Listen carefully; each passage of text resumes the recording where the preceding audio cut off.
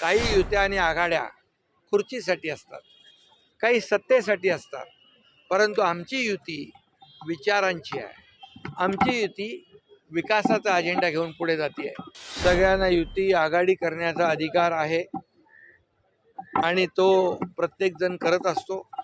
फक्त काही युत्या आणि आघाड्या खुर्चीसाठी असतात, काही सत्तेसाठी असतात, परंतु आमची युती विचारांची आहे.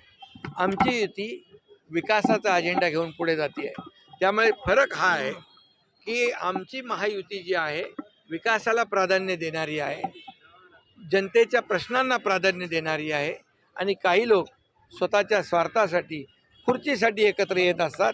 त्यामुळे मी आपल्याला सांगतो, या लोकशाहीत कोणी कोणाबरोबर जाऊ शकतो, परंतु मी महायुती म्हणून आपल्याला सांगतो, या महापालिकांच्या मुंबईसह 29 महापालिकांमध्ये महायुतीचाच भगवा, विकासाचा भगवा फडकेल. मराठी बहुल भागामध्ये दोन्ही ठाकरे बंधूंमध्ये रस्सीखेच सुरू आहे. मराठी बहुल भागांमध्ये दोन्ही ठाकरे बंधूंमध्ये रस्सीखेच सुरू आहे.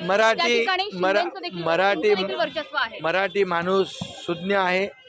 या मराठी माणसाला मुंबई बाहेर हाकलण्याचं काम कोणी केलं? मुंबईकर मुंबई बाहेर जाण्याचं काम, घालवण्याचं काम कोणी केलं? गेले अनेक वर्ष मुंबईमध्ये कुणाची सत्ता होती? आणि म्हणून मुंबई बाहेर गेलेला मुंबईकर, जो वसई, विरार, नाला सोपारा, इकडे अंबरनाथ, बदलापूर, वांगणीला गेलेला मुंबईकर, या मुंबईकरांना आम्ही पुन्हा मुंबईत आणणार आहोत. त्यासाठी आम्ही या येत्या अधिवेशनात निर्णय घेतले. 20,000 इमारतींचा ओशीचा निर्णय घेतला, पागडी मुक्त मुंबईचा निर्णय घेतला, फनेल झोनमधल्या डेव्हलपमेंटचा निर्णय घेतला, रिडेव्हलपमेंटचा निर्णय घेतला.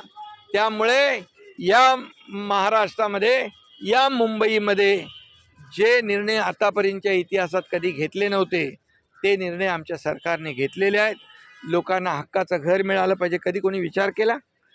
लोकांना बेघर करण्याचं काम, लोकांना मुंबई बाहेर जाण्याला म्हणजे वेळ जी आली ती मजबूर केलं, ते कुणामुळे? ही जनता सुज्ञ आहे. आणि म्हणून मुंबईकर काम करणाऱ्याच्या मागे उभा राहील. मुंबईकर गिरणी कामगार असेल, डबेवाला असेल, माताडी असेल, मुंबईतला प्रत्येक चाळकरी असेल, मुंबईतला गिरणी कामगार असेल, या सर्वांना घरं देण्याचं काम आमचं सरकार करेल. BDD चाळीसारखा निर्णय आम्ही घेतला.